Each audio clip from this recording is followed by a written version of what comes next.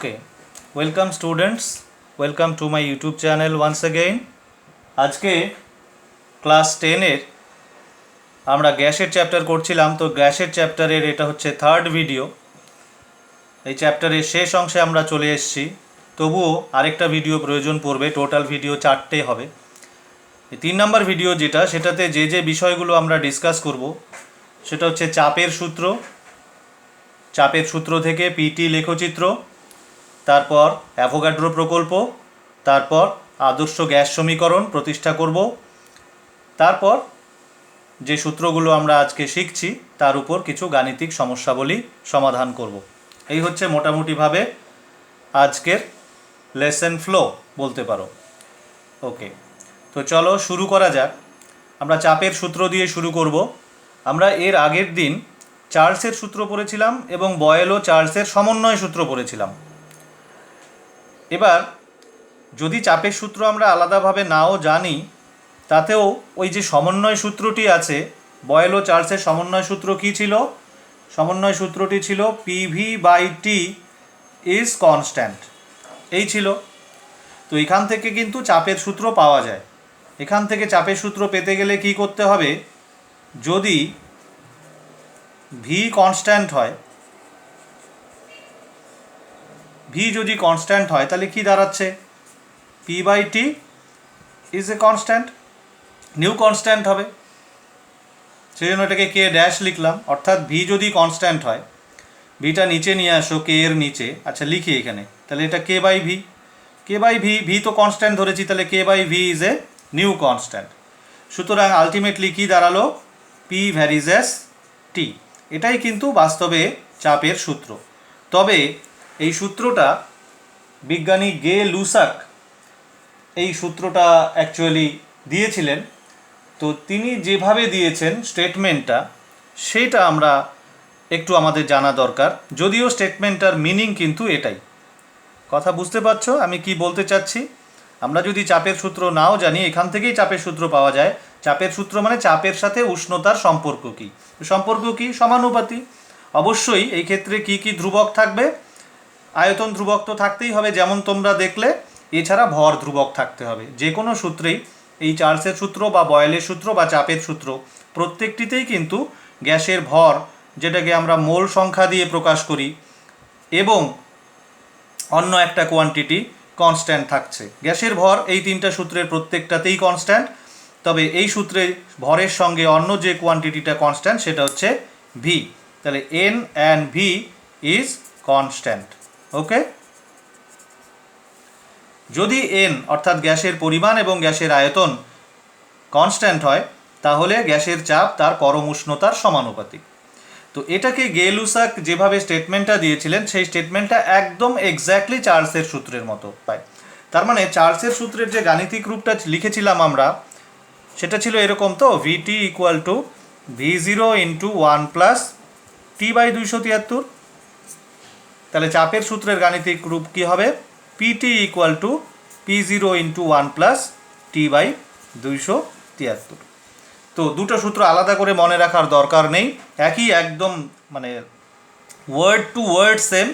শুধু ওখানে সম্পর্কটা হচ্ছে, এই সূত্রে সম্পর্কটা হচ্ছে আয়তন এবং উষ্ণতার সম্পর্ক, আর এই সূত্রে হচ্ছে চাপ এবং উষ্ণতার সম্পর্ক। এই সূত্রে গ্যাসের পরিমাণ এবং চাপ ধ্রুবক, এই সূত্রে গ্যাসের পরিমাণ এবং আয়তন ধ্রুবক, বাস, সম্পর্ক একদম এক্স্যাক্টলি সেম। ওকে, সুতরাং এখান থেকে আমরা যে অঙ্ক করার জন্য সূত্র তৈরি করতে পারি সেটা কীরকম হবে? ওখানে যেমন আমাদের সূত্র ছিল, এই সূত্র থেকে যে সূত্রটা আমরা পেয়েছিলাম অঙ্ক করার জন্য, মনে আছে তোমাদের? কি পেয়েছিলাম? V1/T1 is equal two V2/T2। তাহলে এখান থেকে কি পাওয়া যাবে? P1/T1 equal to P2/T2। P1 P2 হচ্ছে প্রাথমিক এবং অন্তিম চাপ, T1 T2 হচ্ছে প্রাথমিক এবং অন্তিম উষ্ণতা। তো এটা দিয়ে কিন্তু আমরা অঙ্ক করতে পারি। ইনফ্যাক্ট তুমি যদি এটা নাও জানো তাও যে অঙ্ক করা যাবে না তা নয়, এটা জানলেই অঙ্ক হবে, তাই না? এটার মধ্যে অ্যাকচুয়ালি তিনটা সূত্রই লুকোনো আছে। যদি টিকে কনস্ট্যান্ট করে দাও তাহলে এটা হয়ে গেল বয়েল সূত্র। যদি পি কনস্ট্যান্ট করে দাও তাহলে এটা চার্লসের সূত্র। আর যদি ভি কনস্ট্যান্ট করে দাও, ভি কনস্ট্যান্ট করো, কি দাঁড়াচ্ছে? P/T কনস্ট্যান্ট, তার মানে চাপের সূত্র। পরিষ্কার? ওকে, এবার আমরা চার্লসের সূত্র যেদিন পড়েছিলাম এর আগের ভিডিওতে, সেখানে কিন্তু আমরা গ্রাফ এঁকেছিলাম, উষ্ণতা এবং আয়তনের গ্রাফ এঁকেছিলাম, দুটো গ্রাফ, একটা হচ্ছে সেলসিয়াসে, উষ্ণতাটা সেলসিয়াসে ছিল, এটা একটা গ্রাফ ছিল, আরেকটা ছিল উষ্ণতাটা কেলভিনে, তাই না? তো এখানেও আমরা উষ্ণতার সঙ্গে চাপের যে সম্পর্ক আমরা বুঝতে পারছি, তো এখান থেকেও গ্রাফ আঁকা যাবে। ইনফ্যাক্ট এই গ্রাফ দুটোও কিন্তু একদম হুবহু একই রকম হবে, অর্থাৎ আয়তনের গ্রাফ যেরকম হয়েছিল উষ্ণতার সঙ্গে আয়তনের গ্রাফ একদম হুবহু সেম হবে, কারণ সম্পর্কটা যেহেতু হুবহু সেম। ওকে, তো এই গ্রাফ দুটো একটু এঁকে দেখা যাক।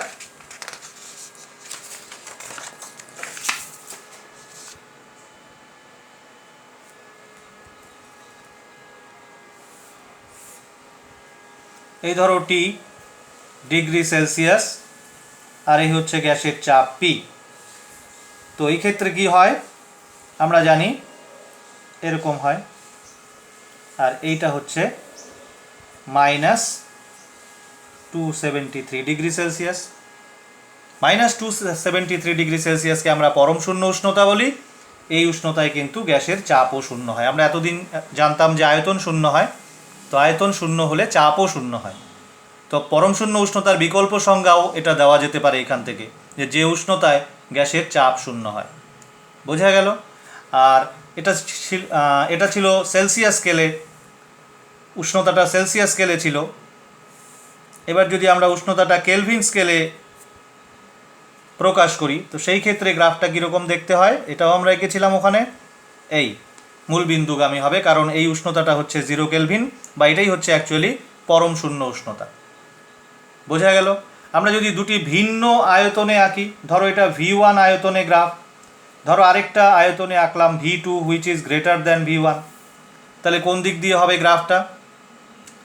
V2 যদি গ্রেটার দ্যান V1 হয়, তাহলে পরে গ্রাফটা হবে এইরকম। মানে প্রথম ক্ষেত্রে আমরা আয়তনটা স্থির রেখেছিলাম V1-এ, তারপর উষ্ণতা চেঞ্জ করে করে চাপ চেঞ্জ হচ্ছিল, সেই গ্রাফ এঁকেছি। এবার আয়তনটা অন্য একটা আয়তনে স্থির রাখলাম, সেটা V2। তো V2 যেহেতু বড়, সুতরাং গ্রাফটা নিচ দিয়ে যাবে। কেন? এর এক্সপ্লানেশন আমরা আগে দিয়েছিলাম যখন আমরা VT গ্রাফ এঁকেছিলাম। ওখানে P কনস্ট্যান্ট রাখা হতো, দুটো পিতে, আলাদা পিতে আমরা গ্রাফ এঁকেছিলাম। তো ওটার যে লজিক ছিল এটারও সেম লজিক। ওকে, তো এবার দেখো যে আমি যে গ্রাফটা এঁকেছিলাম, প্রথম গ্রাফটা এটা ছিল। ধরো ওই সময় গ্যাসের আয়তন V1-এ স্থির রাখা হয়েছিল। এবার ধরো গ্যাসের আয়তন অন্য কোনো আয়তনে স্থির রাখা হলো, ধরো V2, এবং V2 is greater than V1। তখন গ্রাফটা কীরকম হবে? এর নিচ দিক দিয়ে হবে। তার কারণ কি?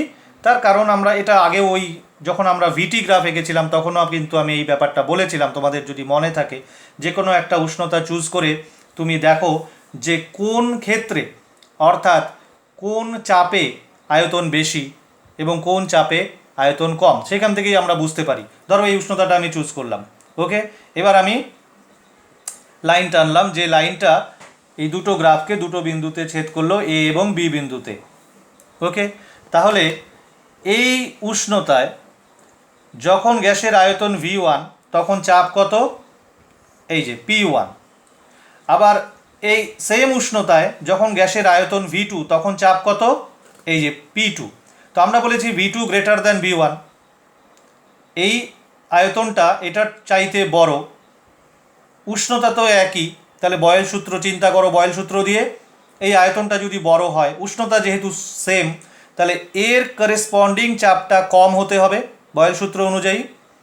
এই যে কম, তো কম হতে গেলে এই গ্রাফটা কোন দিক দিয়ে যেতে হবে? নিচ দিয়ে যেতে হবে। এটা যদি উপর দিয়ে যেত তাহলে তো P2 গ্রেটার দ্যান P1 হয়ে যেত। তাহলে V2ও বড়, P2ও বড়, দ্যাট ইজ ইম্পসিবল না। একই উষ্ণতায় যদি আয়তন বেশি হয় তাহলে চাপ কম হবে, যদি আয়তন কম হয় তাহলে চাপ বেশি হবে। পরিষ্কার? তো ওই কনসেপ্টটাকে কাজে লাগিয়েই বোঝা যায় যে অ্যাকচুয়ালি গ্রাফটা কোন দিক দিয়ে যাবে। হ্যাঁ, যদি অন্য কোনো আয়তনে আঁকতে চাও, ধরো V3 which is less than V1, তখন গ্রাফটা এই দিক দিয়ে যাবে। বোঝা গেল? এটা হচ্ছে V3 আয়তনের জন্য গ্রাফ। সিমিলারলি এই ক্ষেত্রেও তুমি যদি এটা V1 আয়তনের গ্রাফ হয়, তাহলে V2 আয়তনের গ্রাফ হয়, আর V2 is greater than V1, এটা নিচ দিক দিয়ে যাবে। আশা করি বুঝতে পেরেছ। তো চাপের সূত্র নিয়ে আর বেশি কিছু বলার নেই, এইটুকুই বলার ছিল। সূত্রটা কি, সূত্রটার গাণিতিক রূপ কি, একদম এক্স্যাক্টলি চার্লসের সূত্রের মতো, এবং পিটি গ্রাফ দুই রকম, একটা হচ্ছে সেলসিয়াসে আর একটা হচ্ছে কেলভিনে। ওকে ওকে, চলো এবার মুভ করি আমাদের নেক্সট টপিকে। আমাদের নেক্সট টপিক হচ্ছে অ্যাভোগাড্রো প্রকল্প। তো চলো,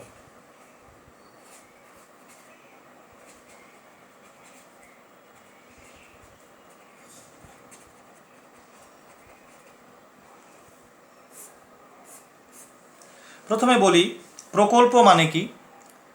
ফিজিক্সে এবং কেমিস্ট্রিতে তোমরা সূত্র তো অনেক পড়েছ, সূত্র মানে কি সেটা জানো। এবার প্রকল্প আর সূত্র প্রায় একই রকম হলেও একটু সামান্য একটু পার্থক্য আছে। প্রকল্প হচ্ছে এমন কোনো বিবৃতি, এমন কোনো কথা যার পরীক্ষামূলক প্রমাণ নেই। তো ফিজিক্সে এরকম অনেক হয়েছে, বিভিন্ন ফিজিসিস্টরা ফিজিক্সে এবং কেমিস্ট্রিতে দুই সাবজেক্টেই বিভিন্ন বিজ্ঞানীরা বিভিন্ন সময় বিভিন্ন রকম বিবৃতি প্রকাশ করেছেন, যে বিবৃতিগুলোর ওই মুহূর্তে পরীক্ষামূলক প্রমাণ ছিল না, তখন ওগুলোকে প্রকল্প বলা হতো। তো সেরকমই অ্যাভোগাড্রো একটা বিবৃতি প্রকাশ করেছিলেন, সেটা অ্যাভোগাড্রো প্রকল্প নামে পরিচিত ছিল। তবে বর্তমানে একে সূত্র বলা হয়, তার কারণ উনি যে কথাটা বলেছিলেন আমরা পড়ব এখনই, সেটা সরাসরি প্রমাণ না করা গেলেও পরীক্ষামূলকভাবে, তো ওনার এই কথার ভিত্তিতে, এই নীতির ভিত্তিতে আনুষাঙ্গিক আরও অনেক কিছু সঠিকভাবে এক্সপ্লেন করা সম্ভব, সেই জন্য ওনার কথাটাকে সত্যি বলে মেনে নেওয়া হয়েছে। ওকে, তো সেই জন্য এটাকে এখন সূত্রও বলে। তাহলে অ্যাভোগাড্রো প্রকল্প আর সূত্র বাস্তবে একই। যখন উনি প্রকাশ করেছিলেন তখন প্রকল্প ছিল, বর্তমানে এটা সূত্র বললেও ভুল নেই। ওকে, তো চলো উনি কি বলেছিলেন শুনি। যদিও অ্যাভোগাড্রো প্রকল্পের পেছনে একটা হিস্ট্রি আছে, সেই হিস্ট্রিটা হচ্ছে এর আগে বিভিন্ন বিজ্ঞানীরা, এর আগে যেমন ডাল্টনের পরমাণুবাদ একটা তত্ত্ব এসেছিল ফিজিক্সে, পরমাণু সম্পর্কিত তত্ত্ব। তারপরে গে লুসাক, যার নাম আমরা একটু আগে বললাম, এই যে চাপের সূত্র যিনি আবিষ্কার করেন, তিনি একটা বিবৃতি দিয়েছিলেন, সেটা আমাদের পড়তে হবে। আর বার্জিলিয়াস একটা প্রকল্প দিয়েছিলেন, তো সেটা সঠিকভাবে এক্সপ্লেইন করা সম্ভব হয়নি। তো তারপর সেটাকে মানে শুদ্ধ করেন বলতে পারো, রেকটিফাই করেন হচ্ছে অ্যাভোগাড্রো। এবং অ্যাভোগাড্রো যে কথাটি বলেন সেই কথাটি এরকম যে একই উষ্ণতা ও চাপে সম আয়তন সব গ্যাসে সমান সংখ্যক অণু থাকে। বিষয়টা এরকম, ধরো তুমি তিনটি পাত্র নিলে যাদের আয়তন সমান, এরকম, যদিও আমার আঁকতে গিয়ে অসমান হচ্ছে, তো এটাকে মনে করো যে তিনটার আয়তন একই। এখানে গ্যাস আছে, এখানেও আছে, এখানেও আছে। সেম গ্যাস হতে পারে, ভিন্ন গ্যাসও হতে পারে, মৌলিক গ্যাস হতে পারে, যৌগিক গ্যাস হতে পারে। আমি আলাদা গ্যাসই নিলাম। ধরো এখানে অক্সিজেন আছে, এখানে মনে করো হিলিয়াম আছে, এখানে মনে করো কার্বন ডাই অক্সাইড আছে। এটা যেমন যৌগিক গ্যাস, এই দুটো মৌলিক গ্যাস। তো এদের প্রত্যেকেরই চাপ এবং উষ্ণতা একই। ধরো এই গ্যাসের চাপ এবং উষ্ণতা পি এবং টি যথাক্রমে, এটারও পিটি, এটারও পিটি। ওকে, আয়তনও একই, এরও আয়তন ভি, এরও আয়তন ভি, এরও আয়তন ভি। তো অ্যাভোগাড্রোর প্রকল্পে বলা হয়েছে, যে কথাটা বলা হয়েছে সেটা হচ্ছে এই, যে এটার মধ্যে যদি অণুর সংখ্যা এন হয়, এন সংখ্যক অণু থাকে, তাহলে এটাতেও এন সংখ্যক অণু আছে, এটাতেও এন সংখ্যক অণু আছে। অর্থাৎ একই চাপ ও উষ্ণতায় সম আয়তন সব গ্যাসে সমান সংখ্যক অণু থাকবে। বোঝা গেল? এবার বলো, পাশাপাশি আমি যদি আরেকটা পাত্র নেই, মনে করো এই পাত্রটা নিলাম, এর ভেতরেও একটা গ্যাস আছে। কেমন? যে কোনো গ্যাস থাকতে পারে। ধরো এরও চাপ এবং উষ্ণতা এদের মতোই সমান, কিন্তু আয়তনটা 2v। বলো তো তাহলে এর মধ্যে অণু কতগুলো থাকবে? According to Avogadro's hypothesis, Avogadro প্রকল্প অনুযায়ী এর মধ্যে অণুর সংখ্যা হবে 2n। বুঝতে পারছো? বলো তো আমি যদি এরকম একটা পাত্র নেই, এর মধ্যেও গ্যাস আছে, যে কোনো গ্যাস থাকতে পারে, এরও চাপ এবং উষ্ণতা একই এদের মতো, কিন্তু আয়তনটা হচ্ছে v/2, অর্ধেক। বলো তো তাহলে এর মধ্যে অণুর সংখ্যা কত? তার অ্যান্সার হচ্ছে n/2। বুঝতে পারছো অ্যাভোগাড্রো কী বলতে চেয়েছেন? অর্থাৎ সেম কন্ডিশনে, সেম ভলিউমে, ভলিউম মানে আয়তন, সেম অ্যামাউন্ট মলিকিউল থাকবে, সেম নাম্বার অফ মলিকিউল থাকবে, গ্যাস যাই হোক, যদি কন্ডিশন সেম হয়। কন্ডিশন মানে কি? Pressure and temperature. তাহলে সম আয়তন সব গ্যাসে সমান সংখ্যক অণু থাকবে। তার মানে এখান থেকে একটা জিনিস খুব পরিষ্কার হচ্ছে যে কন্ডিশন যদি সেম হয়, ব্যাপারটা হচ্ছে যদি চাপ এবং উষ্ণতা এটা যদি সবার সেম হয়, তাহলে গ্যাসের অণুর সংখ্যা অ্যাকচুয়ালি আয়তনের সমানুপাতিক। গ্যাস যাই হোক, সেম গ্যাস হতে পারে, এখানে প্রত্যেকটাতে তুমি সেম গ্যাস নিলেও একই এই সূত্র প্রযোজ্য, তুমি যদি আলাদা আলাদা গ্যাস নাও তাতেও এই সূত্র প্রযোজ্য। এবার লাস্ট যে কথাটা আমি বললাম এটা একটু ভালো করে বুঝবে, যে প্রেশার এবং টেম্পারেচার যদি সেম হয় তাহলে পরে গ্যাসে অণুর সংখ্যা, এই যে এইটা হচ্ছে অণুর সংখ্যা, এটা গ্যাসের আয়তনের সমানুপাতি। দেখো, সেম আয়তন মানে সেম অণু, ডাবল আয়তন মানে ডাবল সংখ্যক অণু, অর্ধেক আয়তন মানে অর্ধেক সংখ্যক অণু। কথা কি বোঝা গেল? যেরকম আয়তন সেরকম অণু থাকবে। পরিষ্কার? তাহলে এটাকে আমরা গাণিতিকভাবে লিখতে পারি। দেখো এটাকে গাণিতিকভাবে কিভাবে লেখা যায়। তাহলে আমরা এবার অ্যাভোগাড্রো সূত্রের গাণিতিক রূপ লিখতে যাচ্ছি। দেখো,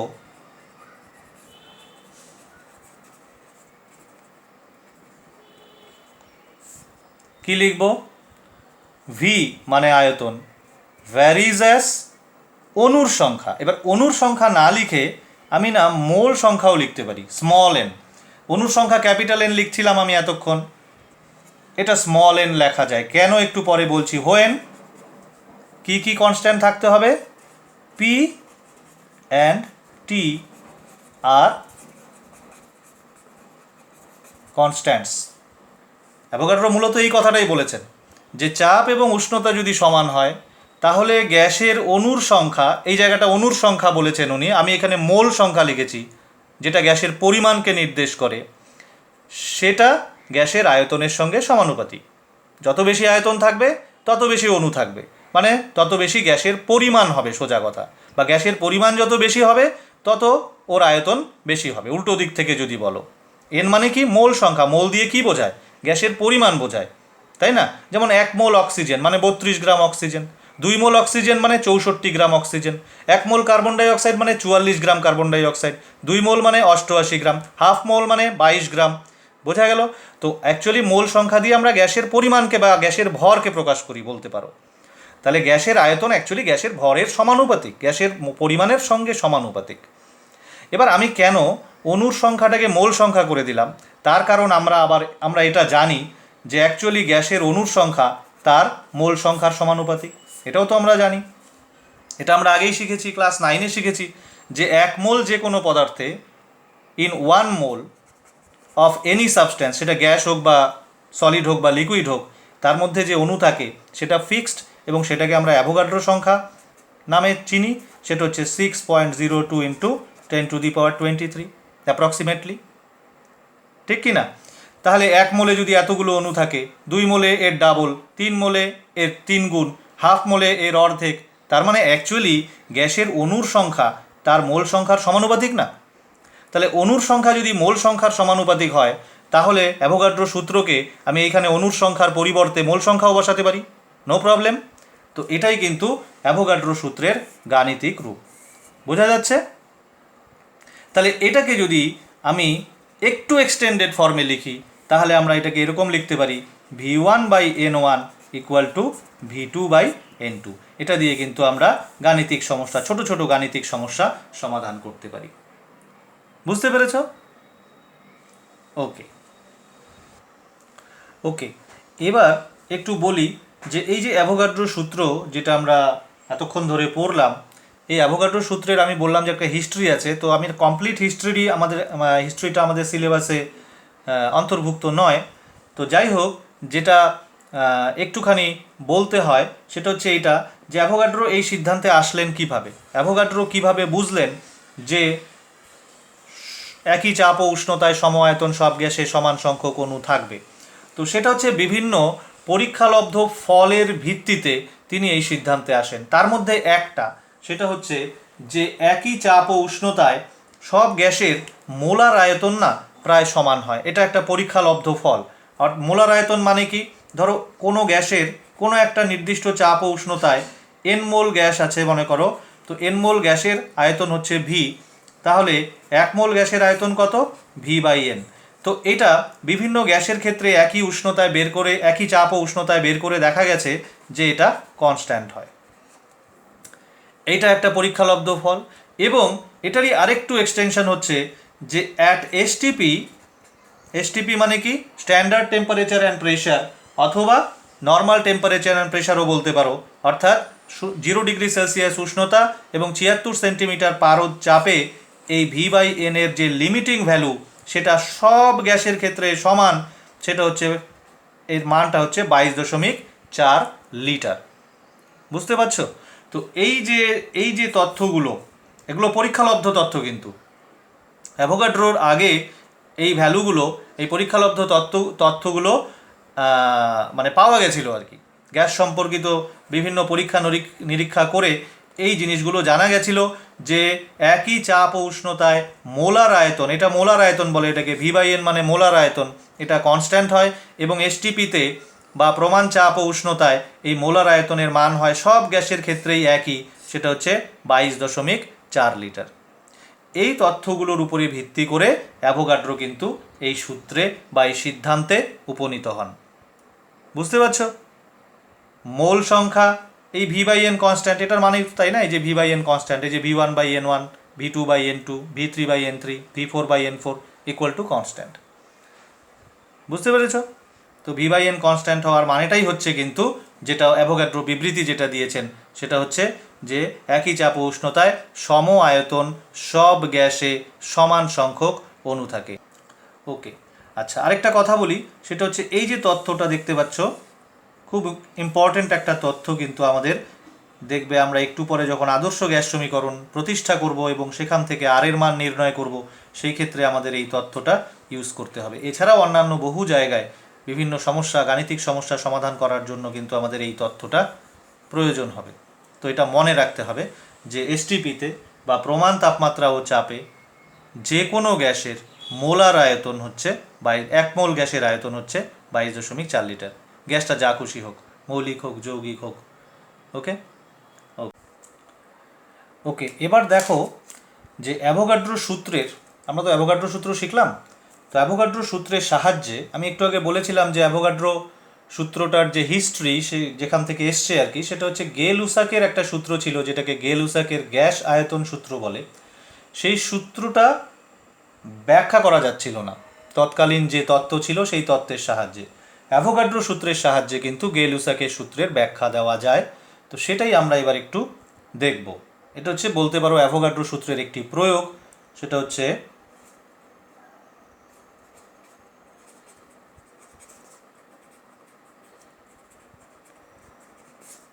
অ্যাভোগাড্রো সূত্রের সাহায্যে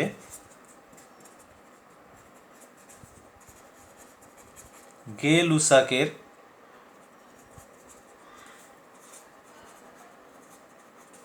গ্যাস আয়তন সূত্রের ব্যাখ্যা। তো ব্যাখ্যা তো করবো, তার আগে সূত্রটা তো জানতে হবে। গে-লুসাকের গ্যাস আয়তন সূত্রটা কি সেটা আগে আমি একটু বলে নিই। সূত্রটা হচ্ছে এরকম যে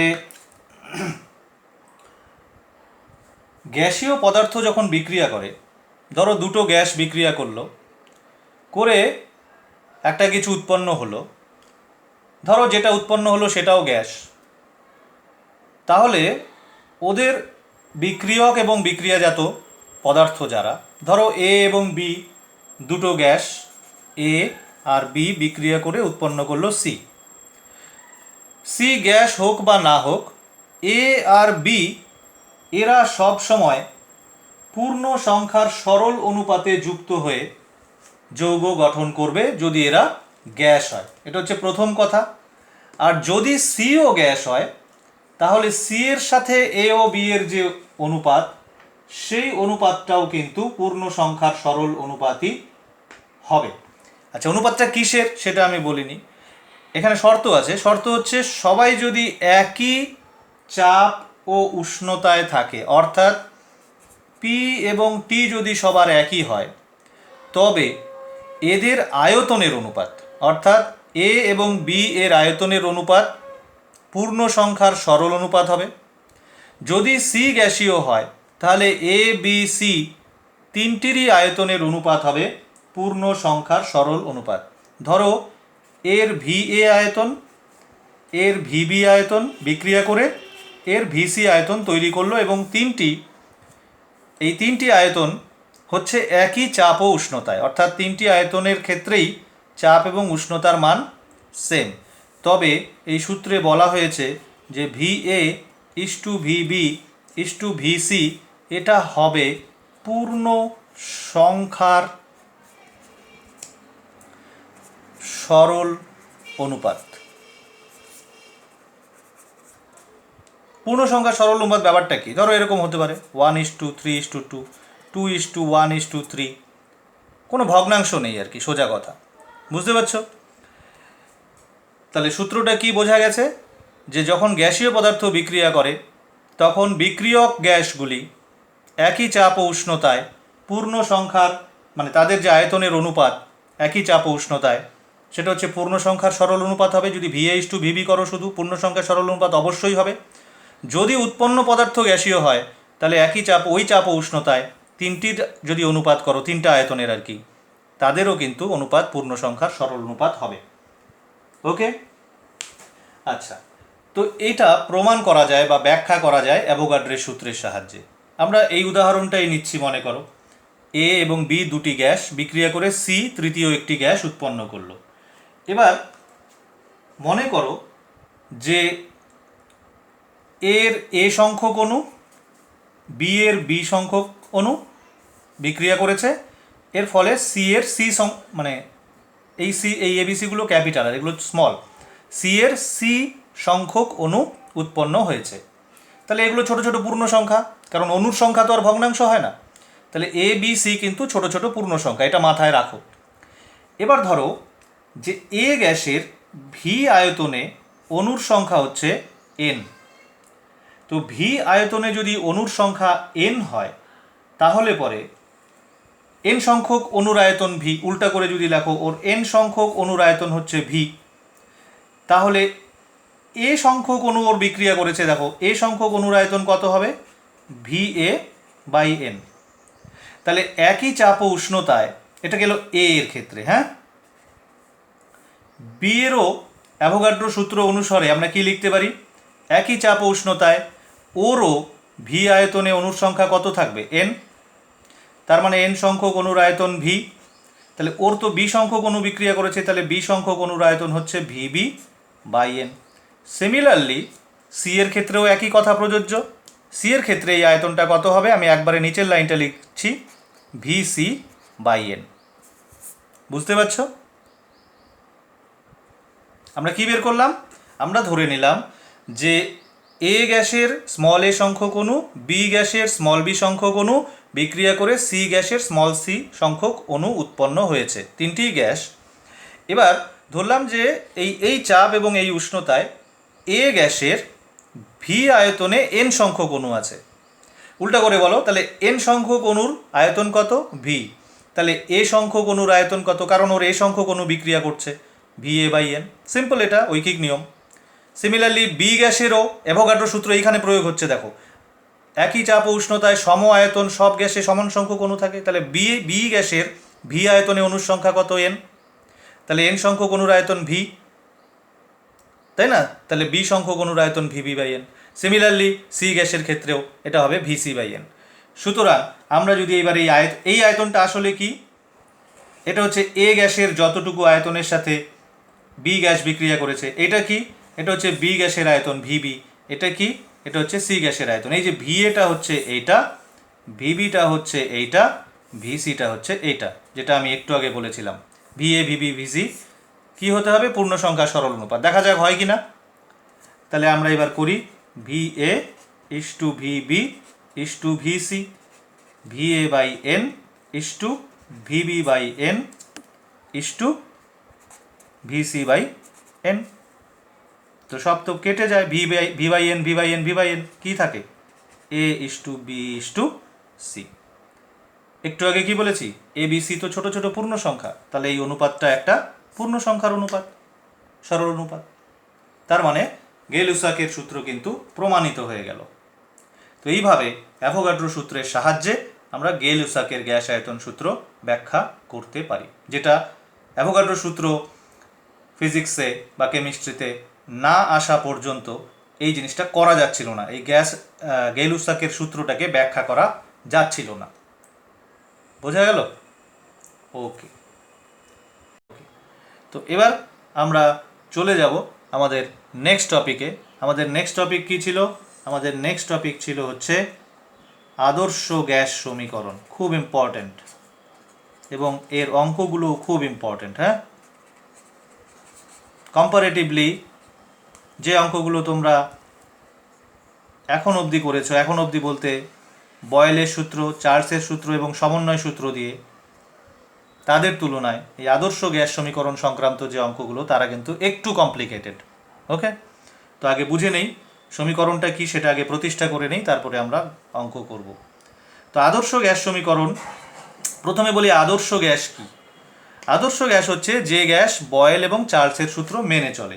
এটা একটু আগে এটা নিয়ে ডিসকাস করা উচিত। আদর্শ গ্যাস কাকে বলবো? যে গ্যাস এই সূত্র দুটি মেনে চলে, that is V varies as 1/p, সংক্ষেপে লিখলাম, শর্তটা লিখলাম না, অ্যান্ড ভি ভ্যারিজ অ্যাজ টি। এই সূত্র দুটো মেনে চলে যে গ্যাস, তাকে আমরা আদর্শ গ্যাস বলি। ওকে, এবার এই সূত্র দুটো মানা মানে কিন্তু ও চাপের সূত্রও মেনে চলছে, কারণ এই দুটো সূত্র কম্বাইন করলে ওর মধ্যে চাপের সূত্রটাও ঢুকে পড়ে, ঠিক কি না? তো আলটিমেটলি গ্যাসের যে সূত্রগুলো আমরা এই অবধি শিখলাম, সেই সূত্রগুলোকে মেনে চলে যে গ্যাস, সেটাই হচ্ছে আদর্শ গ্যাস। বোঝা গেল? কিন্তু বাস্তবে এরকম গ্যাস পাওয়া যায় না। তোমরা এটা জানো যে আদর্শ যে কোনো জিনিস অ্যাকচুয়ালি বাস্তবে হয় না, পাওয়া যায় না। তবে শর্ত সাপেক্ষে সব গ্যাসই আদর্শ গ্যাসের মতো আচরণ করতে পারে, এবং তাদের ক্ষেত্রে আমরা এই যে সূত্রগুলো এতদিন ধরে পড়লাম, সেই সূত্রগুলো প্রয়োগ করতে পারি, এবং প্রয়োগ করে চাপ, আয়তন, উষ্ণতার কোনো আননোন মান আমরা বের করতে পারি। সেই শর্তটা কি, যে শর্তে সব গ্যাস, বাস্তব গ্যাস আদর্শ গ্যাসের মতো আচরণ করে? সেই শর্তটা হচ্ছে উচ্চ উষ্ণতা, হাই টেম্পারেচার, এবং নিম্ন চাপ, এই দুটো হচ্ছে শর্ত। যদি উষ্ণতা বেশি হয় এবং চাপ যদি কম হয়, তখন প্রায় সব গ্যাসই আদর্শ গ্যাসের মতো আচরণ করে, অর্থাৎ গ্যাসের সূত্রগুলোকে মেনে চলে। তখন আমরা ওকে আদর্শ গ্যাস বলতে পারি, ওই সূত্রগুলো ওদের ক্ষেত্রে প্রয়োগ করতে পারি, এবং আমরা ক্যালকুলেট করে ওর কোনো আননোন রাশি পি, ভি অথবা টি অথবা এন আমরা বের করতে পারি। বোঝা গেল? এমনকি এন না, শুধু ওর আণবিক ভরও বের করতে পারি, এমনকি গ্যাসকে আমরা আইডেন্টিফাইও করতে পারি। আণবিক ভর জানলে গ্যাস চেনা যায়। কথা বুঝতে পারছো? তো আণবিক ভর কীভাবে বেরোবে সেটা আমরা এই সমীকরণ থেকেই শিখব। ওকে, তো আদর্শ গ্যাস মানে কি? যে গ্যাস বয়েল সূত্র এবং চার্লসের সূত্র মেনে চলে। গ্যাসের সূত্রগুলি মোট কথা মেনে চলে। কোন শর্তে মানে? বাস্তবে তো পাওয়া যায় না এরকম গ্যাস, কিন্তু বাস্তবে উচ্চ উষ্ণতা এবং নিম্ন চাপে কিন্তু প্রায় সব গ্যাসই এই সূত্রগুলো মেনে চলে। ফলে আমরা ওই সূত্রগুলোকে ব্যবহার করতে পারি ওদের জন্য, এবং ওদের থেকে কোনো আননোন রাশি যদি থাকে, পি, ভি, টি, এন বা ক্যাপিটাল এম আণবিক ভর, সেটা আমরা কিন্তু বের করতে পারি। বোঝা গেল? এবার একটা প্রশ্ন এখানে জাগবে নিশ্চয়ই মনে, সেটা হচ্ছে যে কেন উচ্চ উষ্ণতা এবং নিম্ন চাপে বাস্তব গ্যাসগুলি আদর্শ গ্যাসের মতো আচরণ করে? তো এর উত্তরটা না হয় এইখানে আমি অফই রাখলাম, এই উত্তরটা এখানে দেব না। তার কারণ আমরা এর পরবর্তী ভিডিওতে যেটা পড়তে যাচ্ছি সেটা হচ্ছে গ্যাসের অণুগুলির আচরণ, আণবিক তত্ত্ব বা গতীয় তত্ত্ব। তো সেই জায়গায় আমরা যদি এই উত্তরটা দিই তাহলে আরও বেশি ভালো বোঝা যাবে, কারণ এই উত্তরটা দিতে গেলে অ্যাকচুয়ালি আণবিক তত্ত্বের সাপেক্ষেই দিতে হবে। তো সেই জন্য আমরা আণবিক তত্ত্বটা আগে পড়ে নেই, গতীয় তত্ত্বটা আগে পড়ে নেই, পড়ে নিয়ে তারপরে এই কোশ্চেনটা আমার মনে থাকবে, অবশ্যই সেখানে আমরা এটার উত্তর দেব যে উচ্চ উষ্ণতা এবং নিম্ন চাপে কেন বাস্তব গ্যাস আদর্শ গ্যাসের মতো আচরণ করে। কোশ্চেনটা কিন্তু খুব ইম্পর্টেন্ট, কোশ্চেনটা মনে রাখবে, এটা কিন্তু পরীক্ষাতেও আসার মতো একটা ইম্পর্টেন্ট কোশ্চেন। ওকে, তো মোটামুটি এইটুকু জানা হয়ে গেল যে আদর্শ গ্যাস কি। এবার আমরা যেটা পড়তে যাচ্ছি সেটা হচ্ছে আদর্শ গ্যাস সমীকরণ বা আদর্শ গ্যাসের অবস্থার সমীকরণ। এটাও খুব ইম্পর্টেন্ট, পরীক্ষায় আসে তোমাদের। তো দেখো, আমরা আদর্শ গ্যাস সমীকরণটা এবার প্রতিষ্ঠা করতে যাচ্ছি। আমরা যা যা শিখেছি সেগুলো লিখছি এখানে। একটা প্রথম যেটা শিখেছি সেটা হচ্ছে বয়েল সূত্র, which is V varies as 1/p when N মানে কি মোল সংখ্যা বা গ্যাসের ভর বা গ্যাসের পরিমাণ, যেভাবে খুশি বলো, অ্যান্ড টি আর কনস্ট্যান্ট। এটা প্রথম শিখেছিলাম বয়েল সূত্র। নাম্বার 2 আমরা কি শিখেছি? নাম্বার 2 শিখেছি V varies as T when, এইটি মানে বড় টি, দ্যাট মিনস কেলভিন স্কেলে উষ্ণতা বা পরম উষ্ণতা, N and P are constant. Number 3 যেটা শিখলাম এইমাত্র সেটা হচ্ছে V varies as N when P and T are constant. এদেরকে যদি আমরা এবার কম্বাইন করি, দেখো তো কম্বাইন করলে পরে আমরা কি পাচ্ছি, কি পাবো, সেটা হচ্ছে ভি ভ্যারিজ অ্যাজ, এগুলো মাল্টিপ্লাই হয়ে যাবে, রাইট সাইডটা মাল্টিপ্লাই হয়ে যায় ভেদের নিয়ম অনুসারে। তোমরা যদি অঙ্কে ভেদ করে থাকো তাহলে এটা মাল্টিপ্লাই করলে কি হবে, V varies as T into N by P when P N and T all are variable. এই যে পি এন অ্যান্ড টি যারা এখানে কনস্ট্যান্ট ছিল বিভিন্ন সূত্রে, এখানে এন আর টি কনস্ট্যান্ট ছিল, এখানে এন আর পি কনস্ট্যান্ট ছিল, এখানে পি আর টি কনস্ট্যান্ট ছিল। তো যখন আমরা এই কম্বাইন করবো এদেরকে, তখন এই তিনটাকেই আমাদের লিখতে হবে যে দে আর অল ভ্যারিয়েবল। ওকে, তাহলে আমরা কি লিখতে পারি এখান থেকে, therefore we may write P V equal to some constant into টি।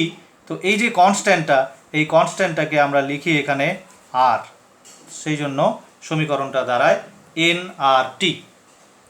এই যে আর কনস্ট্যান্টটা, এই আর কনস্ট্যান্টটা হচ্ছে, এটাকে বলা হয় সার্বজনীন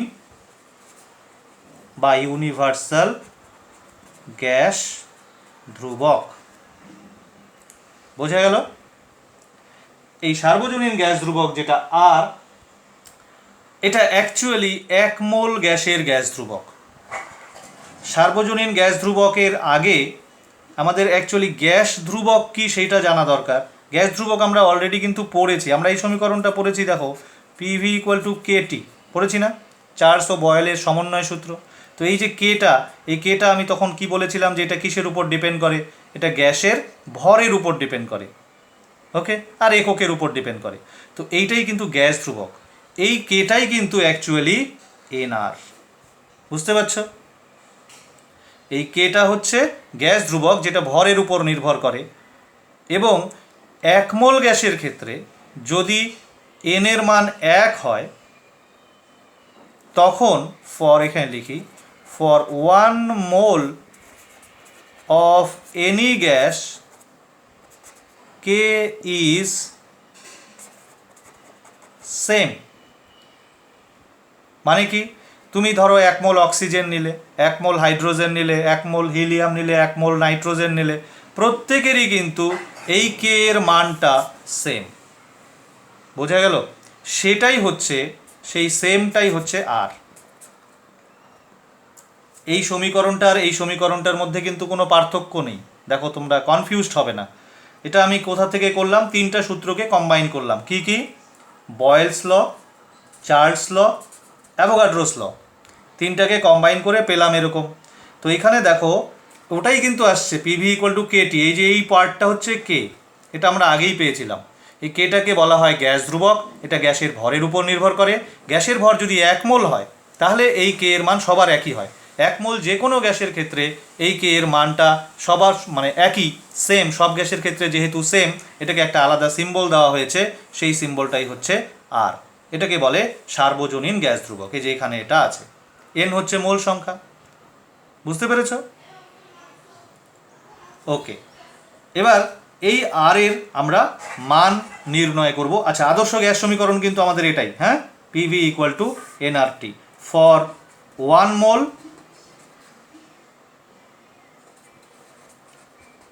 অফ এনি গ্যাস, যে কোনো গ্যাসের 1 মোলের ক্ষেত্রে পিভি ইকুয়াল টু কত হবে, এনের জায়গায় 1 বসিয়ে দাও, পিভি ইকুয়াল টু আরটি।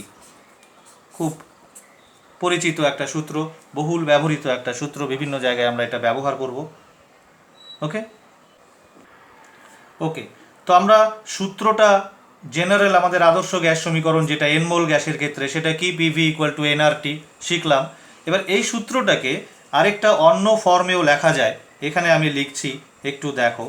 এবং এইভাবে লেখার একটা যুক্তি আছে। আমি একটু আগে বলেছিলাম যে আদর্শ গ্যাস সমীকরণ বা আদর্শ গ্যাস এর ক্ষেত্রে গ্যাসের সূত্রগুলো ব্যবহার করে আমরা গ্যাসের অনেক অজ্ঞাত রাশির মান নির্ণয় করতে পারি, যেমন পি, ভি, টি। আর কি বলেছিলাম, গ্যাসকে আমরা আইডেন্টিফাইও করতে পারি, অর্থাৎ গ্যাসকে চিনতে পারি যে এটা কী গ্যাস। তার জন্য কি বের করতে হয় আমাদের, গ্যাসের আণবিক ভর। বুঝতে পারছো? ধরো আমি ক্যালকুলেশন করে দেখলাম যে একটা গ্যাস, তার আমার এই তথ্যগুলো দেওয়া আছে, পি, ভি, টি, এই তথ্যগুলো দেওয়া আছে। আমি দেখলাম ক্যালকুলেশন করে যে ওর আণবিক ভর আসলো 32, তাহলে আমি বুঝতে পারবো যে গ্যাসটা অক্সিজেন। বা 28 আসলো, তাহলে বুঝবো গ্যাসটা নাইট্রোজেন। বোঝা গেল? বা 44 আসলো, তো বুঝবে গ্যাসটা কার্বন ডাইঅক্সাইড। এবার সেইটা কি করে আসে, কোন, এই সূত্র থেকেই কিন্তু ওইটা আইডেন্টিফিকেশনটা করা যায়। কিভাবে দেখো, এই সূত্রটাকে আমরা একটা অন্য চেহারায়ও লিখতে পারি। We can write PV equal to nRT ছিল, তো এনআরটিটাকে আমরা এরকম লিখি। এন মানে কি, এন মানে মোল সংখ্যা। মোল সংখ্যা মানে হচ্ছে গ্যাসের ভর, মানে গ্রাম এককে ভর, ডিভাইডেড বাই গ্যাসের মোলার ভর, এটা একটু বুঝবে, ইন্টু আর ইন্টু টি। কেন আমি এনকে এটা লিখতে পারি, ধরো আমি মনে করো 88 গ্রাম কার্বন ডাই অক্সাইড নিয়েছি। বলো তো কয় মোল কার্বন ডাই অক্সাইড? কী করবে তুমি, কার্বন ডাই অক্সাইডের যেটা মোলার ভর কত, 44 গ্রাম পার মোল, ঠিক কি না? 1 মোল কার্বন ডাই অক্সাইড গ্যাসের ভর কত, 44 গ্রাম। এটা দিয়ে তুমি নিশ্চয়ই ডিভাইড করবে। তাহলে এইটা হচ্ছে ওর এম, যেটা আমি স্মল এম লিখেছি, অর্থাৎ গ্রাম এককে ভর। আর এইটা হচ্ছে ওর ক্যাপিটাল এম, যেটাকে আমরা বলি মোলার ভর। এই দুটাকে ডিভাইড করো, এম বাই এম করো, তাহলেই তুমি বুঝতে পারবে যে কয় মোল আছে। এম বাই এম মানে কত হবে, 2 মোল, ঠিক কি না? গ্রাম গ্রাম ক্যান্সেল হয়ে যাবে।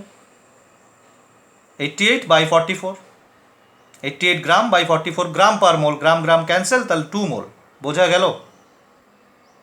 তার মানে আমরা যেটা এন লিখছিলাম, এই এনটা আসলে এটা হচ্ছে গ্রাম এককে গ্যাসের ভর, আর এটা হচ্ছে মোলার ভর। এটা খুব গুরুত্বপূর্ণ একটা রাশি। এই রাশিটাকে অনেকে আণবিক ভর বলে ভুল করে। এটা কিন্তু আণবিক ভর নয়। আণবিক ভর কিন্তু এককহীন একটা সংখ্যা।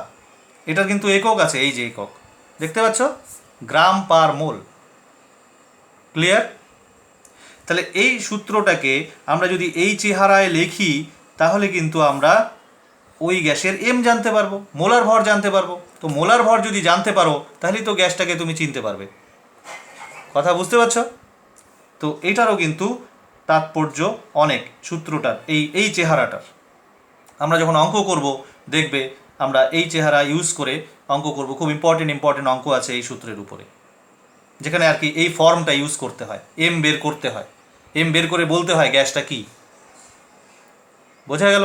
এম বের করার পরে অনেক সময় বলে গ্যাসটার বাষ্প ঘনত্ব বের করো, তো বাষ্প ঘনত্ব বের করা যায়, কারণ M equal to 2D, so D equal to m/2। বুঝতে পারছো? তো এইটা কিন্তু খুবই গুরুত্বপূর্ণ। এটা আর এটা একই, এটা এটা এবং এটা একই, কিন্তু আলাদা নয়, শুধু বিভিন্ন রূপে লেখা। এটা হচ্ছে গ্যাস ধ্রুবককে একবারে গ্যাস ধ্রুবক লেখা আছে, এটা যে কোনো ভরের গ্যাস ধ্রুবক হতে পারে। যদি 1 মোল গ্যাসের গ্যাস ধ্রুবকের রেসপেক্টে লেখো, তখন এইটা লিখবা। আর যদি গ্যাসের ভর এবং তার মোলার ভরের রেসপেক্টে লেখো, তখন এটা লিখবা। আর এটা হচ্ছে 1 মোল গ্যাসের জন্য, এক্স্যাক্টলি 1 মোল গ্যাসের জন্য। মানে m/m, এই মানটা 1। যেমন আমি যদি এখানে 44 গ্রাম কার্বন ডাইঅক্সাইড নিতাম তাহলে m/m কত হতো? 1। সেই ক্ষেত্রে সূত্রটা এটা হতো। এটা একটা স্পেশাল কেস, এটা স্পেশাল 1 মোলের জন্য। 2 মোল, 3 মোল, 5 মোলের জন্য এটা হবে না। জেনারেল কোনটা? এটা, অথবা এটা, অথবা এটা। পরিষ্কার? এই তিনটা একই। এটা তোমাদের ভালো করে বুঝতে হবে যে এই তিনটা কিন্তু একই। ক্লিয়ার? শুধু বিভিন্ন রূপে লেখা। আশা করি বোঝা গেছে। তো এইবার আমরা চলো এই আর যেটা সার্বজনীন গ্যাস ধ্রুবক, এর একক এবং মান নির্ণয় করব। তো প্রথমে একক নির্ণয় করি, তারপরে মান নির্ণয় করব। চলো, ওকে। তো চলো আর এর একক নির্ণয় করি। হ্যাঁ,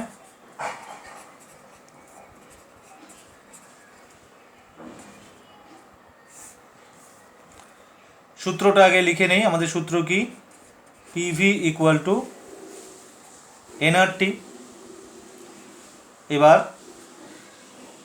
তুমি আর এর একক নির্ণয় করবে, তাহলে আর ইকুয়াল টু লিখে নাও। আর ইকুয়াল টু কি হচ্ছে? PV by N T. বাস, এই সমস্ত রাশিগুলোর একক বসিয়ে দিলেই হয়ে গেল। আমরা যদি এসআই পদ্ধতিতে করি, প্রথমে আমরা এসআইতে করছি। হ্যাঁ, তাহলে কি হবে? Unit of R is equal to, প্রথমে হবে ইউনিট অফ পি। পি মানে কি? চাপ, তাই না? তাহলে চাপ মানে কি বলো? এসআইতে চাপের একক কি? এসআইতে চাপের একক হচ্ছে newton per metre square, into V মানে আয়তন, এসআইতে মিটার কিউব। এন মানে মোল, মোলকে মোলই লেখা হয়, ইন্টু টি মানে উষ্ণতা, এসআইতে কেলভিন।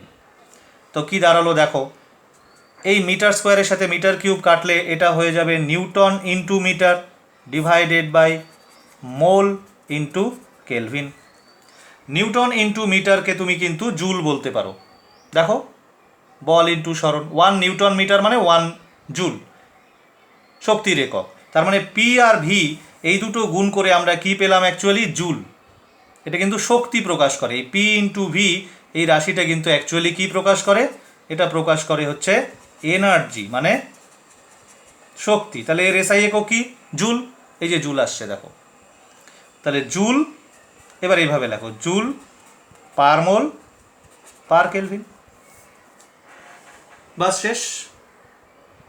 ওকে, এবার চলো আমরা আর এর মান নির্ণয় করি। কেমন? তো প্রথমে আমরা এসআইতেই করি। হ্যাঁ, এসআই একক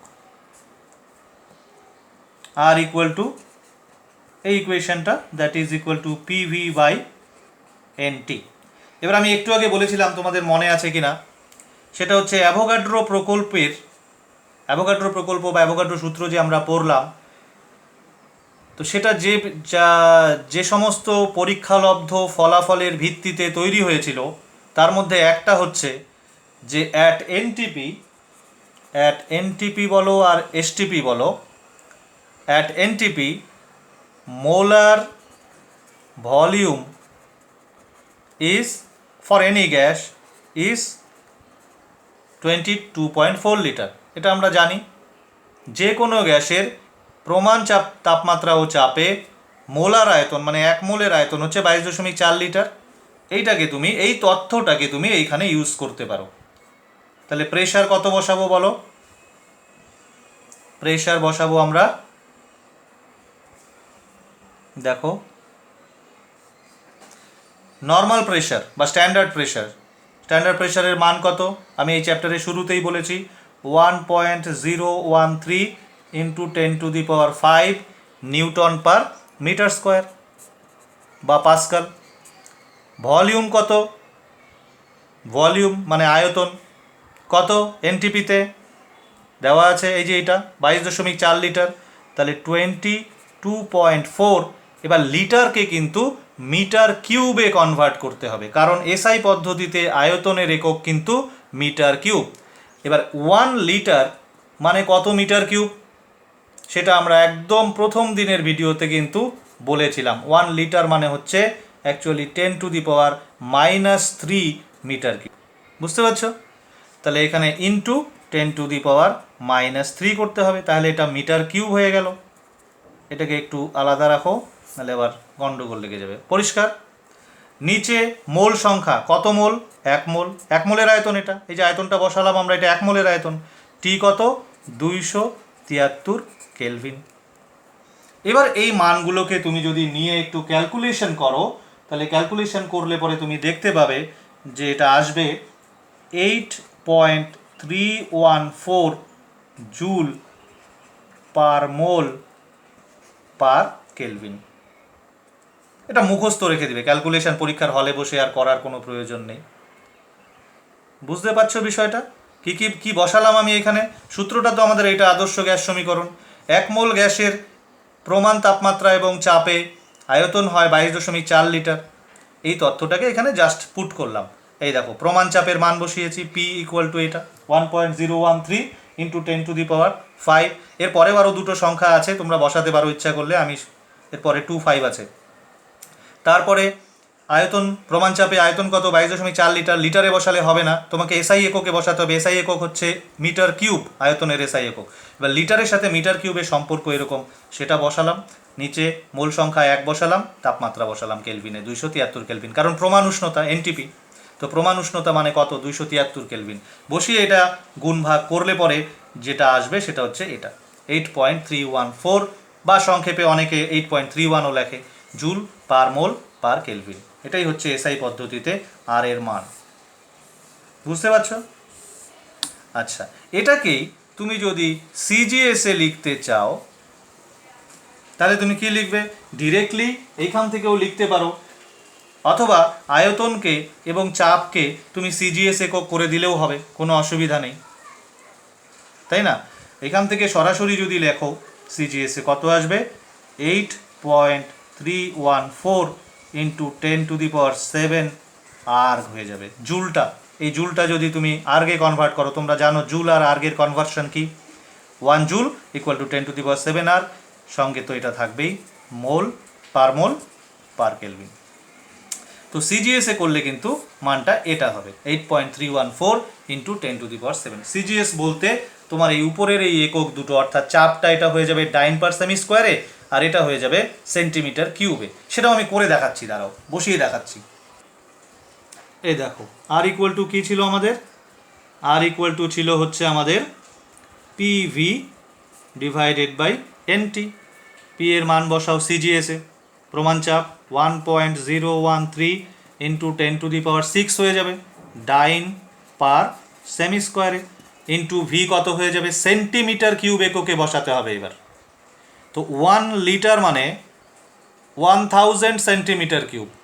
তাহলে এখানে আছে আমার 22.4 লিটার, তাহলে 22.4 ইন্টু 1000, দ্যাট ইজ 10 কিউব হয়ে গেল সেন্টিমিটার কিউবে। এবার আসি নিচে। নিচে কোনো পরিবর্তন হবে না, যা আছে তাই বসিয়ে দাও। এন হচ্ছে 1 আর এটা 273 কেলভিন। পরিষ্কার? So it will be 8.314 into 10⁻7 erg per mole per kelvin. এই যে 1টা বসিয়েছি, এটা কিন্তু মোল। এটা যদি তোমাদের বুঝতে অসুবিধা হয় তাহলে এইভাবে একদম একক সহ বসাই, 1 মোল। আগের পৃষ্ঠাতেও তাই, দেখো একটু। এই যে 1 বসিয়েছিলাম, এটা অ্যাকচুয়ালি কি 1 মোল, তাই না? সেই জন্য একক তো আগে বের করেই নিয়েছি আমরা, অসুবিধা কিছু নেই। এখানে এককগুলো না বসালেও চলতো, আমি একক বসিয়ে আবার দেখালাম আর কি। যাই হোক, তোমরা যখন মান নির্ণয় করবে, তুমি যদি এই এককগুলো ইন্ডিভিজুয়াল প্রত্যেকটা রাশি পি ভি এন টি এর একক যদি নাও বসাও, শুধু সংখ্যাগুলো বসাও, তাতেও কোনো অসুবিধা নেই। একক বসিয়ে যদি করো তাহলে একবারে এককও বের হয়ে আসবে আর কি এখান থেকে। আর একক যদি তোমার আগে থেকে মুখস্থই থাকে, তাহলে আর এগুলো বসানোর দরকার নেই, না বসেও করতে পারো। ওকে ওকে, তো আর এর মান আমরা সিজিএস এবং এসআই এককে বের করলাম। সিজিএস বলতে এই ক্ষেত্রে উপরের রাশিগুলোর একক সিজিএস আর কি, হ্যাঁ। আর বাকি রাশিগুলো তো এটা তো কেলভিন তো এসআই একক, তো এটা এরকমই রাখা হয়, এটাতে কোনো চেঞ্জ আসবে না। এবার আমরা যেটা করব সেটা হচ্ছে আর এর মান অন্য আরেকটা এককেও আমাদের প্রয়োজন হয় বা অন্য একটা একক খুব ব্যবহৃত হয়, সেটা হচ্ছে লিটার অ্যাটমসফিয়ার। মানে উপরে যেটা শক্তির এককটা অ্যাকচুয়ালি, দেখো প্রথম যে আর এর মানটা বের করলাম তাতে শক্তির একক ছিল জুল, এক্ষেত্রে যেটা বের করলাম শক্তির একক হচ্ছে আর্ক। এছাড়া আরেকভাবে ওই মানটাকে প্রকাশ করা যায়, সেটা হচ্ছে উপরের এই এককটা হবে লিটার অ্যাটমসফিয়ার। কারণ আমরা জানি আয়তনকে জেনারেলি লিটার এককে এবং চাপকে অ্যাটমসফিয়ার এককে প্রকাশ করা হয়, তো সেইভাবেও আর এর মান বের করা যায়। তো সেইভাবে যদি আর এর মান বের করো তাহলে কি হবে, আর ইকুয়াল টু, আবার লিখি পিভি বাই এনটি। পি এর মান কি বসাবে তাহলে এবার 1 অ্যাটমসফিয়ার, প্রমাণ চাপ মানে 1 অ্যাটমসফিয়ার। ভি এর মান কি বসাবে এবার লিটারেই থাকবে, তার মানে 22.4 litre divided by 1 mole into 273 kelvin. তাহলে আসবে কত, 0.082 litre atmosphere per mole per kelvin. তো এইভাবেও কিন্তু আরকে প্রকাশ করা হয় বিভিন্ন অঙ্কে টঙ্কে, অনেক অঙ্কে দেখবে যে আর এর মান এইভাবে দেওয়া আছে। ওকে, আর এর মান, এটাও আর এর মান, এবং আগের পৃষ্ঠায় যেটা করেছি সেটা হচ্ছে শুধু এটা নেই, এটা জুল একক, ওটাও আর এর মান। ওকে, আচ্ছা, এবার আমরা চলে যাব আমাদের লাস্ট যে টপিক, সেটা কি ছিল, কিছু গাণিতিক সমস্যা সমাধান করব। তো চলো দুই একটা সিলেক্টেড প্রবলেম, খুব ভালো প্রবলেম যেগুলো নিয়ে আমরা সলভ করি, তাহলে যা যা শিখলাম মোটামুটি আমাদের আরও ভালোভাবে ক্লিয়ার হয়ে যাবে।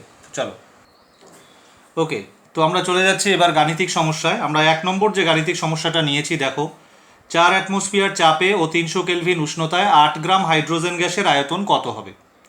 আমরা এইমাত্র যে সূত্রটা নিয়ে আলোচনা করলাম, অর্থাৎ আদর্শ গ্যাসের সমীকরণ পিভি ইকুয়াল টু এনআরটি, সেটা দিয়েই এটা করতে হবে, বুঝতেই পারছো। পি কত দেওয়া আছে তোমাকে, পি মানে চাপ 4 অ্যাটমসফিয়ার, উষ্ণতা দেওয়া আছে কত 300 কেলভিন, গ্যাসের ভর দেওয়া আছে 8 গ্রাম। যেহেতু হাইড্রোজেন গ্যাস তাহলে এর মোলার ভর আমরা জানব কত, 2 গ্রাম পার মোল। আয়তন বের করতে বলেছে, ভি বের করতে বলেছে, তো সূত্র লেখো।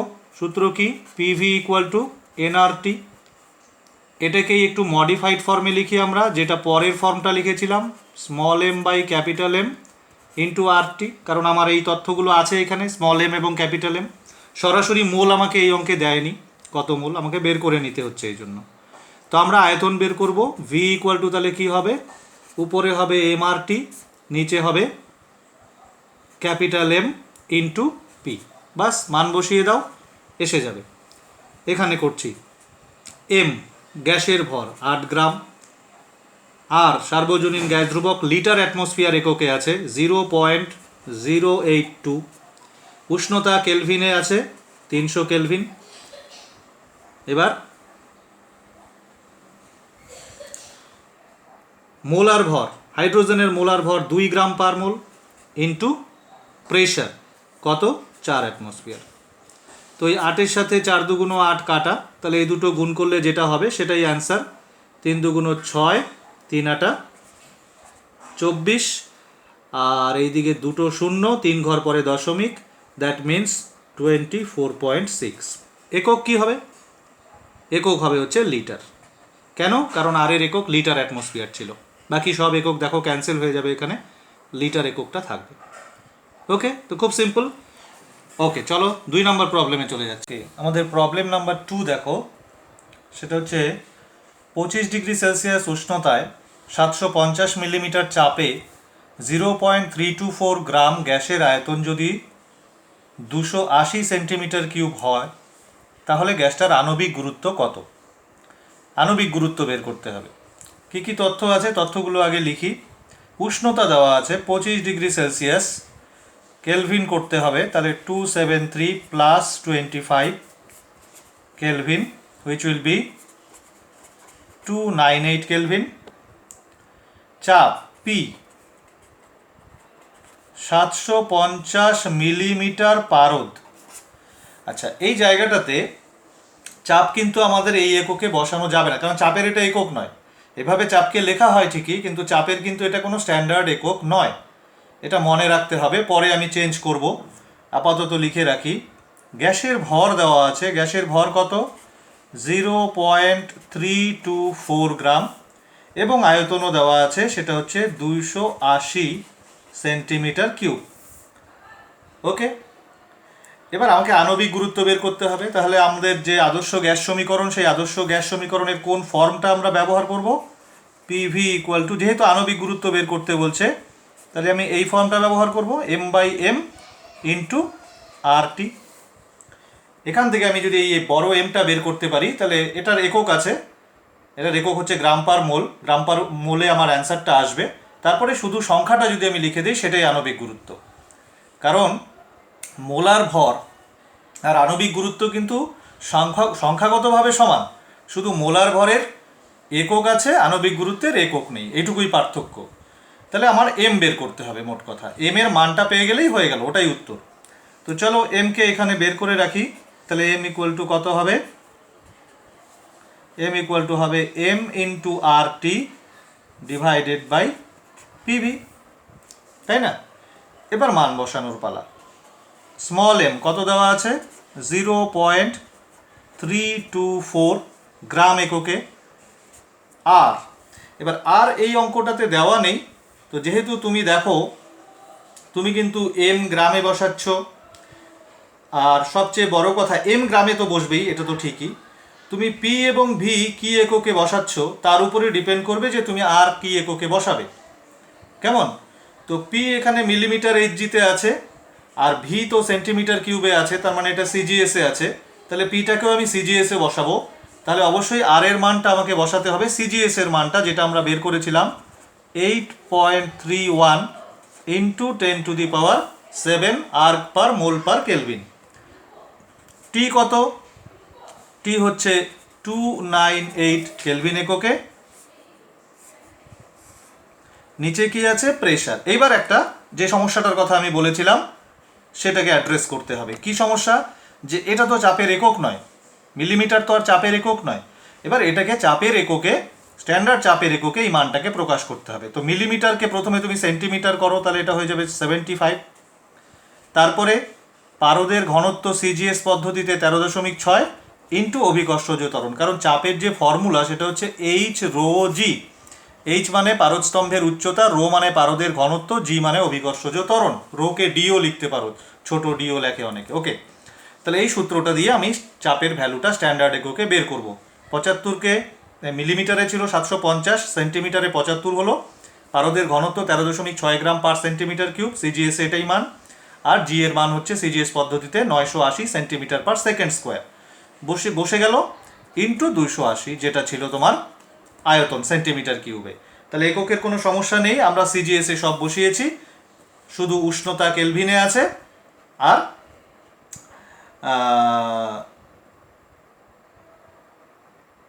গ্যাসের পরিমাণ যেটা সেটা গ্রামে আছে। তাহলে আমাদের উত্তরটা আসবে গ্রাম পার মোলে। ওকে, তো চলো এবার এটা যদি আমরা সলভ করি, এটা যদি আমরা ক্যালকুলেশন করি, ক্যালকুলেশন করলে কি রেজাল্ট আসবে সেটা আমি তোমাদের একবারে লিখে দিচ্ছি, তোমরা ক্যালকুলেশন করে দেখে নিতে পারো। এটা ক্যালকুলেশন করলে রেজাল্ট আসবে হচ্ছে 28.65। এটার একক আছে গ্রাম পার মোল। এবার উত্তর লেখার সময় তুমি লিখবে গ্যাসটির আণবিক গুরুত্ব চেয়েছে তোমার কাছে, তো আণবিক গুরুত্ব হচ্ছে 28.65। ওকে ওকে, চলো মুভ করি নেক্সট প্রবলেমে। আচ্ছা, এবার আমরা যে অঙ্কটা নিয়েছি দেখো, 17 ডিগ্রি সেলসিয়াস উষ্ণতায় একটি নির্দিষ্ট চাপে 0.184 গ্রাম হাইড্রোজেন যে আয়তন দখল করে, ওই একই চাপে 25 ডিগ্রি সেলসিয়াস উষ্ণতায় 3.7 গ্রাম অন্য একটি গ্যাস একই আয়তন অধিকার করে। গ্যাসটির আণবিক গুরুত্ব কত? ওকে, তো 17 ডিগ্রি সেলসিয়াস উষ্ণতায় একটি নির্দিষ্ট চাপের মানটা দেওয়া নেই, 0.184 গ্রাম হাইড্রোজেন দেওয়া আছে, ও একটা আয়তন দখল করছে, সেই আয়তনটা আমরা জানি না কত। ওই একই চাপে 25°C উষ্ণতায় 3.7 গ্রাম অন্য একটি গ্যাস একই আয়তন অধিকার করে। তো আয়তনটা আমরা ধরে নিই, ধরো আচ্ছা প্রথমত এই দুটো গ্যাসের কথা বলা আছে, তো আচ্ছা আমি এইভাবে করি সলিউশনটা। দেখো, এটা হচ্ছে 1 নম্বর গ্যাস, এটা হচ্ছে 2 নম্বর গ্যাস।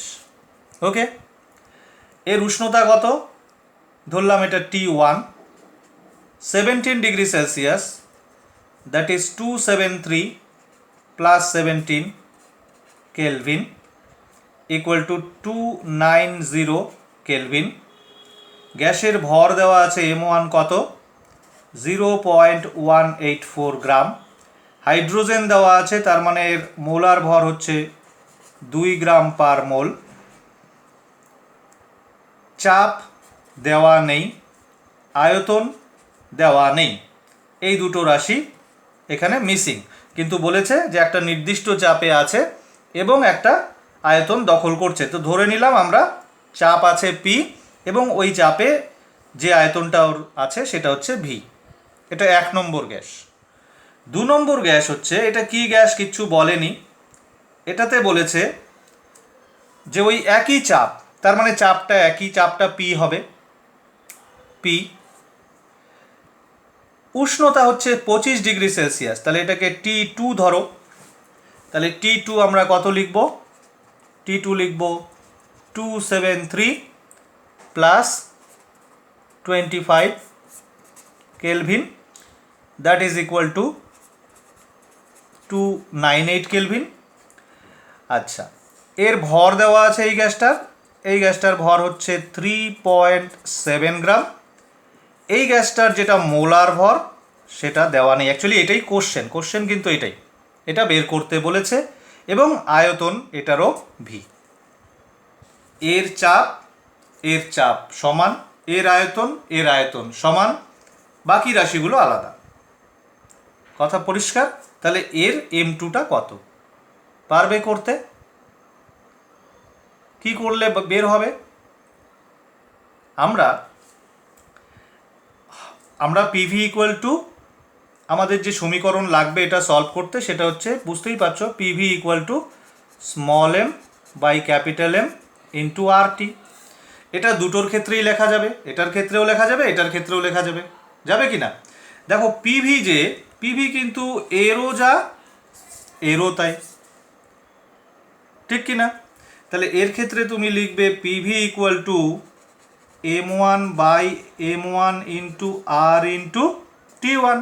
আর এর ক্ষেত্রে তুমি PV লিখবে, P আর V তো ওই দুটোই মান, এর P সমান, এর V সমান, কিন্তু এখানে লিখতে হবে M2 by R2, sorry R2 না, ক্যাপিটাল M2, বুঝে নিও, ইন্টু R ইন্টু T2। এটাও PV, left hand side same, তাহলে রাইট হ্যান্ড সাইডও সেম হবে। Therefore we may write M1 by M1 into RT1 is equal to, কি লিখব দেখো একটু, আমি উপরে উঠিয়ে নিচ্ছি,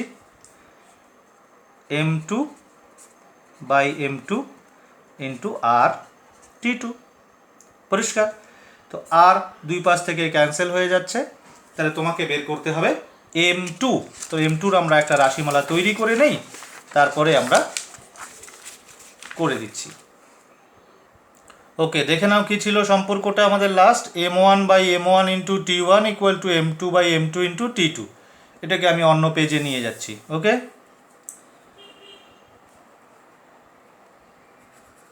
M1 by capital M1 into T1 is equal to M2 by capital M2 into T2।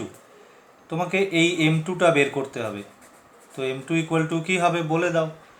M2 equal to হবে M2 into T2 into capital M1 divided by small m1 into T1। দেখো একটু কী করলাম, এই তিনটে গুণ করো, এই যে উপরে আছে M1 T1 আর এই M2 বজ্রগুণন করলাম, এই তিনটে গুণ করো, এই তিনটে গুণ করলে হবে M2T2M1, এই যে M2T2M1 এই তিনটে উপরে, আর এইখানে আমি M2 বের করবো যেহেতু, তাহলে এই দুটো নিচে যাবে M1T1। চলো এবার বসিয়ে দিই মানগুলো, প্রত্যেকের মানই আমরা জানি। M2 কত দেওয়া আছে? M2 আমাদের দেওয়া ছিল 3.7 গ্রাম। T2 আমাদের দেওয়া ছিল 25°C, যেটা কিনা কেলভিনে 298 kelvin. M1 M1 capital M1, তার মানে এটা হাইড্রোজেন গ্যাসের মোলার ভর, which is 2 gram per mole, by small m1 0.184 gram into T1 which is 290। বোঝা গেল? তো এই হচ্ছে তোমার M2। এইটা হিসাব করলে পরে আসবে 41.33 গ্রাম পার মোল। দেয়ারফোর দ্বিতীয় গ্যাসটির আণবিক গুরুত্ব জানতে চেয়েছে তোমাকে, আণবিক গুরুত্ব হচ্ছে সংখ্যাটা, অর্থাৎ 41.33, এর কোনো একক নেই। পরিষ্কার? ওকে, তো মোটামুটিভাবে আমাদের আলোচনা আজকের মতো এখানেই শেষ। আমরা কি কি শিখলাম আমি আবার একটু সামারি করে দিচ্ছি। প্রথমে আমরা চাপের সূত্র পড়লাম, চাপের সূত্র থেকে P versus T degree Celsius এবং P ভার্সেস T কেলভিন লেখচিত্র আঁকলাম। তারপরে আমরা অ্যাভোগাড্রো সূত্র শিখলাম, এবং অ্যাভোগাড্রো সূত্র, বয়েল সূত্র এবং চার্লসের সূত্রকে মিলিয়ে আমরা আদর্শ গ্যাস সমীকরণ তৈরি করলাম। আদর্শ গ্যাস সমীকরণ থেকে আর এর একক নির্ণয় করলাম, আর এর মান নির্ণয় করলাম বিভিন্ন এককে, এসআইতে, সিজিএসে এবং লিটার অ্যাটমসফিয়ার এককে। এরপরে আমরা এই যে সূত্রটা আমরা শিখলাম আদর্শ গ্যাস সমীকরণ, তার সাহায্যে আমরা 3টি অঙ্ক সলভ করলাম। এই মনে রাখবে, এই যে 3টি অঙ্ক আমরা করলাম এগুলো কিন্তু মাধ্যমিক পরীক্ষায় এসছিল, আমি করার সময় বলতে ভুলে গেছি। খুব ইম্পর্টেন্ট 3টি অঙ্ক আমি সিলেক্ট করেছি এগুলো, সুতরাং ভালো করে দেখবে। যেমন প্রথমটা বোধহয় 2017-এ আসছিল, দ্বিতীয়টাও মনে হয় এসছিল কোনো একটা ইয়ারে, যাই হোক। তো খুব ইম্পর্টেন্ট এই অঙ্কগুলি, তো তোমরা প্র্যাকটিস করবে। বইতে আরও প্রচুর, টেস্ট পেপারে, কোশ্চেন ব্যাংকে প্রচুর এরকম অঙ্ক আছে, সেগুলো নিয়ে প্র্যাকটিস করবে। ওকে, দ্যাটস অল ফর টুডে।